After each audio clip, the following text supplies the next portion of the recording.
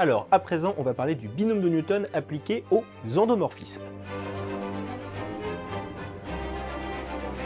Alors normalement, vous, le binôme de Newton, vous le connaissez très bien pour les nombres réels. Et c'est ça le binôme de Newton pour les nombres réels, c'est-à-dire que vous prenez deux réels absolument quelconques, vous prenez un entier naturel n absolument quelconque, et bien a plus b le tout puissance n, ça fait ça, c'est-à-dire la somme pour k en 0 à n de k parmi n fois a puissance k fois b puissance n-k. Ok, ça vous le connaissez pour les nombres réels. On le connaît aussi, on l'a vu ensemble, pour les matrices. C'est-à-dire que là, au lieu d'avoir des nombres réels, on peut tout à fait avoir des matrices, attention, qui sont carrées, mais qui, en plus, et ça c'est très important, doivent commuter par multiplication. C'est-à-dire que A fois B est égal à B fois A. Ça c'est super important parce que vous savez que normalement, A fois B n'est pas égal à B fois avec des matrices. Hein. Ça, on l'a vraiment pas du tout le temps. Hein. C'est un cas bien particulier, vraiment très particulier d'ailleurs. Donc on va l'écrire. Et voilà, si vous prenez deux matrices A et B qui sont toutes les deux carrées telles que elles commutent par la multiplication matricielle, c'est-à-dire que A fois B égale à B fois A, alors exactement comme ici, pour tout n antinaturel, A plus B puissance n est égal à tout ça. Bon, remplacez simplement vos réels par grand A et grand B. Au passage, là je ne l'ai pas écrit, mais évidemment, vous pouvez tout à fait intervertir B et A ici. Hein. L'ordre n'a absolument aucune importance, vous pouvez tout à fait avoir B puissance K fois A puissance n-k. Ça vraiment, on s'en fiche. D'ailleurs, au passage, on se souvient que dans les exercices de binôme de Newton avec des matrices, c'est d'ailleurs parfois super utile de switcher les deux. Ça, on s'en souvient et on va revoir ça aussi en particulier dans les exercices futurs. Donc voilà, nous on connaît premier cas réel, deuxième cas matrice carrée qui commute. Ok, mais il se trouve que le binôme de Newton étant extraordinaire, il s'applique aussi aux endomorphismes. Mais aux endomorphismes qui, exactement comme pour les matrices, commutent.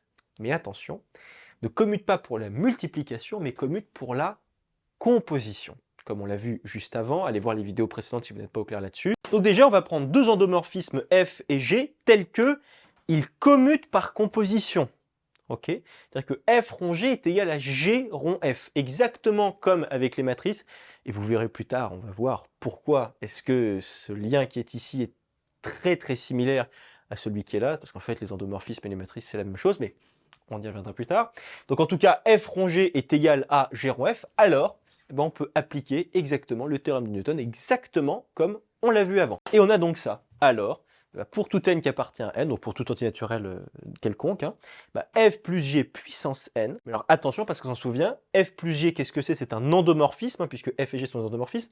Et un endomorphisme puissance n, c'est cet endomorphisme rond lui-même, etc. n fois. Ça n'est certainement pas, on le redit que ce soit clair et net, là, ça ne veut pas dire f plus g fois f plus g fois f plus g. Non. Ça, c'est f plus g rond f plus g rond f plus g, etc. n fois. Ok, donc là, on a une composition d'endomorphismes. Ok, et donc, c'est la somme pour k en 0 à n, voilà, de k par n, de f puissance k, entre guillemets, mais ça, c'est f rond f k fois. Ok, rond, vous voyez bien que là, dans la formule, on a un rond. Hein, ça, c'est très important, hein, évidemment.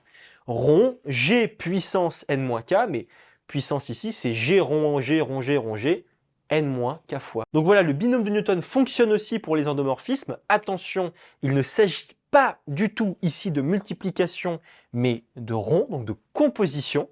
Okay, il s'agit de composition ici.